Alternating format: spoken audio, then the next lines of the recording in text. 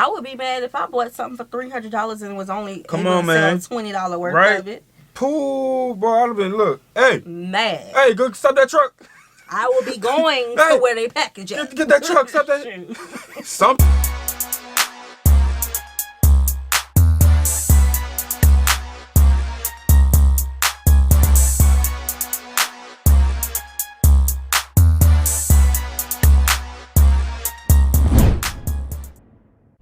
What's good, y'all? It's the Demouchets REACT, and we're back with another video. Who we got today, C? Today we're back with another American reaction. Yes. Super excited about this video, guys. If you're new to us and we're new to you, make sure you scroll down, hit that subscribe button, and turn on the post notification bell because we're on the road to 100K. And we cannot get there without you guys, all right? Join the family. Without further ado, let's get into the video. Welcome to one of the largest used clothing markets in the world. In the world? What? Yeah, one city wide. It's estimated that Ghana's Kantamanto market handles more than 15 million garments every week. The used clothes arrive from around the world. Many started out as donations. About 30,000 people work here. These days, they struggle to make a living from cheaply made fast fashion brands. More than a third of everything that enters Kantamanto leaves as waste. It ends up in landfills and on beaches. So what we believe is that what you're seeing is a sliver of what is actually lying on the ocean floor. Now, Ghana's capital is drowning in other people's used clothes. So how do the clothes end up here? Right, and why do so much of the leftovers become worldwide waste? On a scale of 1 to 10, how much of a how much are they capitalizing off of this? You know what I'm saying? Yeah, I would wonder. Because if they just using it as a spot to like leave clothes, and I feel like at some point it's like, hey, you guys just need to find another spot. Yeah, burn it? Burn or how it. Do we like burn it? Slow it down? Burn it. Yeah, just burn. Set the fire. Of course, why not? I mean, that's what they do with a lot of waste. That's what they do with a lot of trash. They at some point they just put it in a big fire. Yeah, with other people's clothes. H&M, Nike. Around 100 shipping containers filled with millions of garments arrive at the market every week. They arrive in these bales that can weigh up to 125 pounds. Head porters walk up to 10 miles on their busiest days, carrying bales from the containers to the stalls.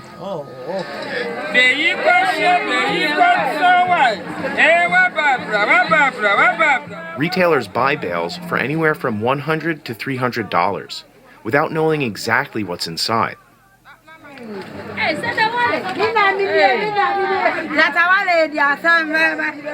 No lie though, you can really boom with this though.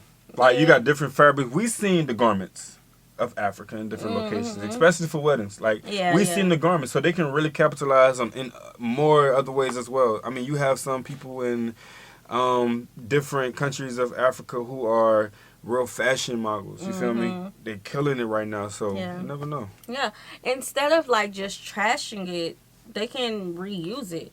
Like those people who want to become fashion designers, give it to them, let them reuse it. Yeah, that's too much clothes, y'all.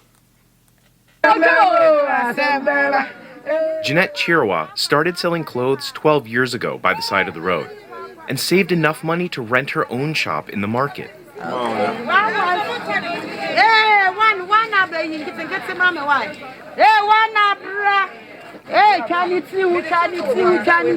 bet so. Jeanette usually tries to sell the contents of one bale before buying another. That's smart. Then, it's a race against time to move the inventory and try to make her money back.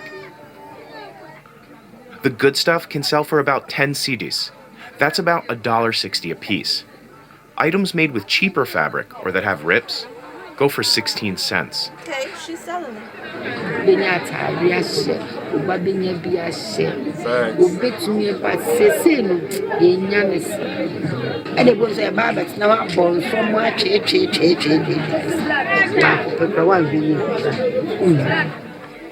Jeanette says prices of the bales increase every month, even though the quality of the clothes has declined.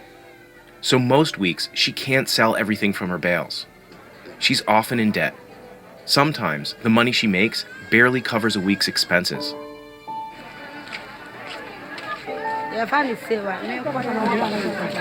That'd be dope if she knew somebody who had like a connection with internet that she can, you know, promote all her clothing lines on. Oh yeah. And then that way she can sell it for more. Yeah, because you're in the same spot every day, selling to the same people every day. They're not going to buy every day. So if you had like a website that you can, you know, use on someone's platform or something like that, you can sell it for 10 times what you're selling it on the street. Right, and then break a percentage different off labels and stuff. Yeah. I mean, or just move spots. I don't know about moving spots. Not at the market, like, you know, other cities, like traveling. Yeah, just travel. But I mean, that may be a little bit hard to travel with all them clothes. Come on, Barrels. Jeanette also partners with tailors like Nana to fix tears or resize a garment for a customer.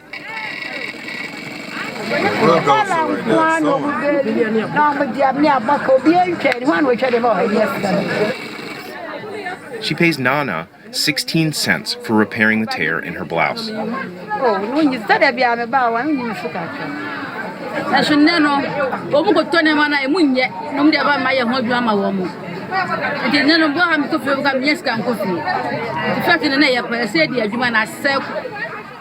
Other tailors buff shoes to change their color, or dye and starch denim jeans to make them look like new. You know what they're doing. I can tell you that, though. Yeah. I promise. In another area, workers steam press garments before they go on display. You see the way I'm squeezing my face. The fire burns me. They use coal to heat their irons, then smooth a wet cloth over the garment to create steam. Sear it. It comes smooth. Yeah. But they look good, The market is flooded with cheap garments from so-called fast fashion brands like Marks & Spencer and Zara.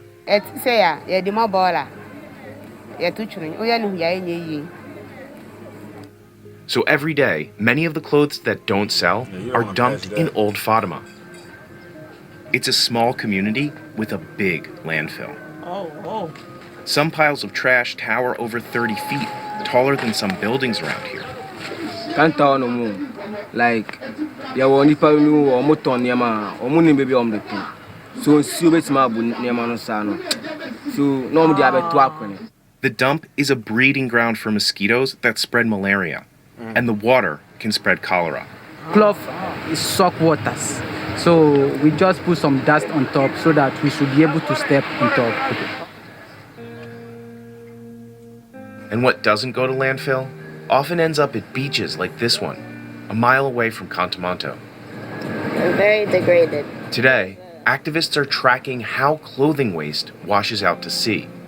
So a lot of the clothing waste from Contamanto will basically be swept into the open gutter system, and then it'll tangle around itself. It contributes to flooding, which then causes a public health crisis. And eventually, though, it will be pushed out to sea, and it'll make its way to the bottom of the ocean. Liz Ricketts is the co-founder of the OR Foundation, a charity based in the US and Ghana. It brings attention to Accra as one end of a wasteful supply chain. This team is measuring what they call tentacles, long tangles of fabric and sand. They found over 350 piles of clothing along the coast in just the first 2 months of doing this work. second-hand clothing market is not a bad thing, but then I can see that it is causing much damage at our beaches. The most common brands found on the beach so far: Marks & Spencer, Next, H&M, Nike, and Gildan.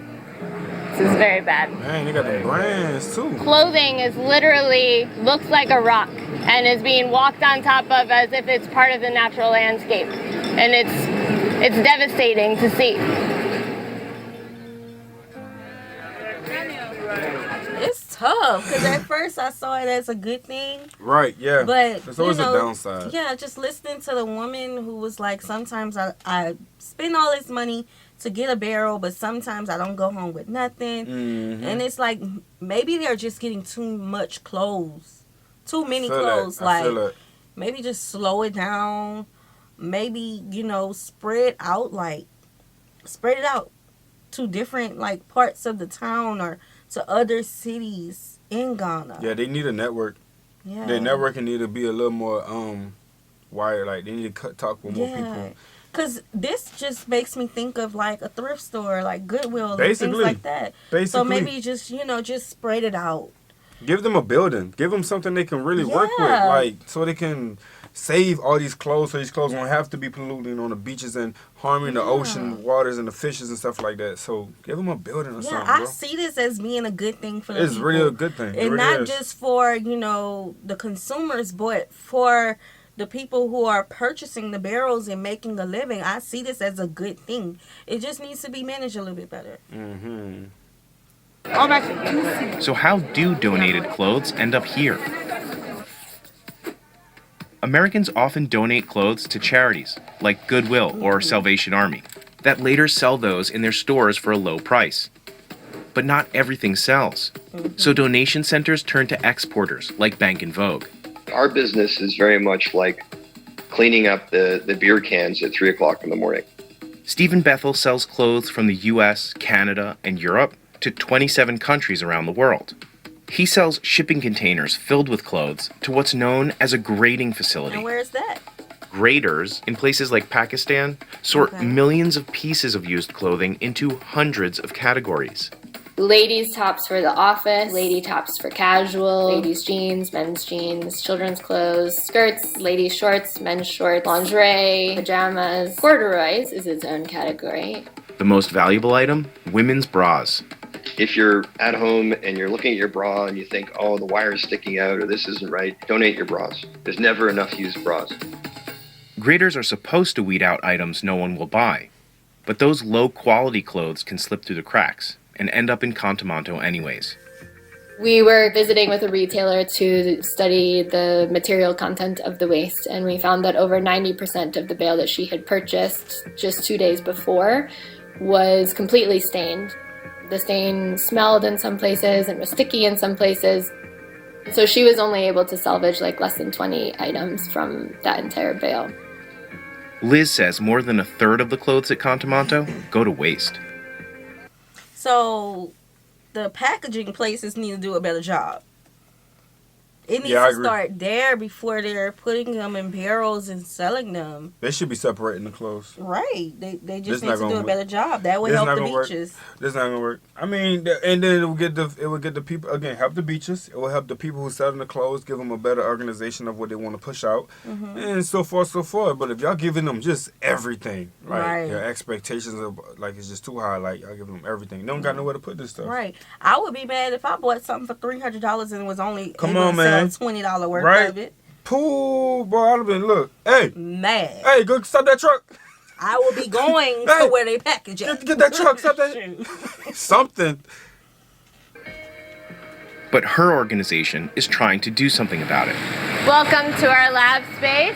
Says no more Man Capital Fast Fashion. The business that was here before was called Man Capital. The Orr Foundation recently built a lab here to figure out how to recycle clothing waste. Retailers like Jeanette are learning how to shred unsold clothes to sell as insulation for mattresses and furniture. But shredding is a last resort because it doesn't turn a large profit. Head porters can also learn how to sew here, gaining skills that help them leave the dangerous work of carrying bales on their heads. So Abiba Adam Ayesha has been working with the foundation since... I gotta pause. He's saying helping them stop carrying dangerous pails on the head. We saw them carry things, y'all. Oh, my goodness. I don't think there's nothing too dangerous. For real, the balance of these because we saw some things get carried around here in Africa, and this is... The balance of them. Yeah. Barrels ain't nothing. Yeah, so I wonder, like, what they're gonna do. How they're gonna get them transported from the trucks to the market. They need something. Something with wheels. Borrow somebody with a car. Somebody needs some wheels, man. It's April 2021.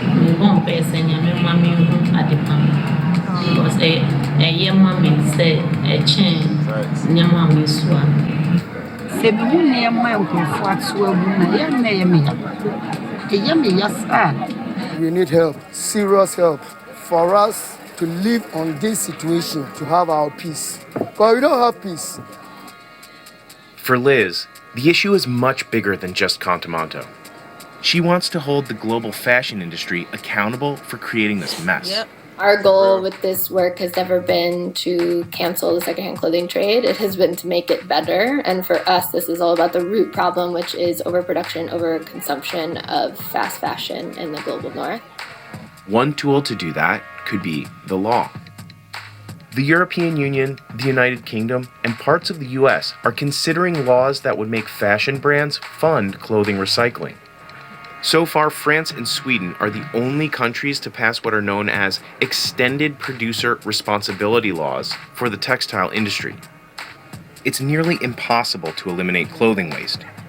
But Liz thinks the global north could learn from Accra's secondhand market.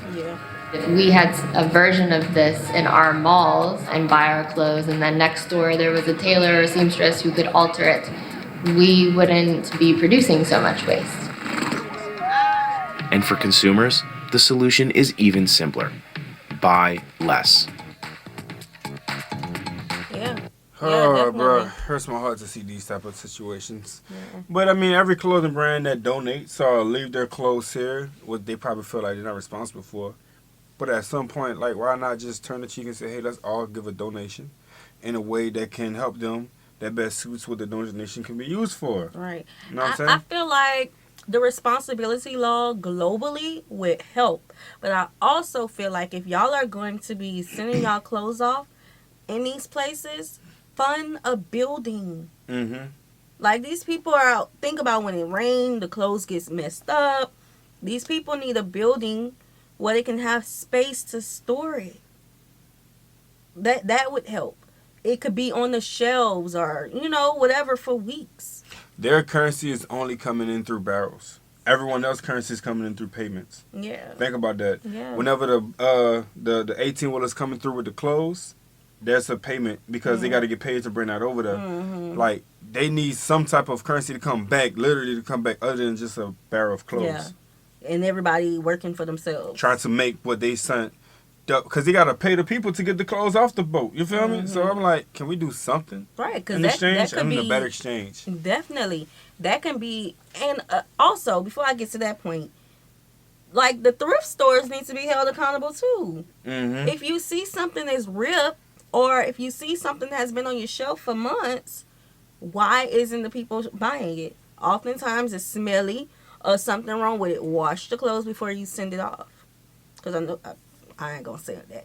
But wash the clothes before you send it off. Throw the clothes away before you send it off. If it's torn or whatever, like, do better. Do better. Like, now it makes me think on when we donate clothes. Right, the donating phase. Because everybody say, you got clothes, don't throw it away, man. Donate that. Okay, right. But look where it's going now. Right. You know what I'm saying? Like, if you look at it, look at where it's going. You know what I'm saying? Child. I can only imagine. But yeah, what y'all thoughts on this?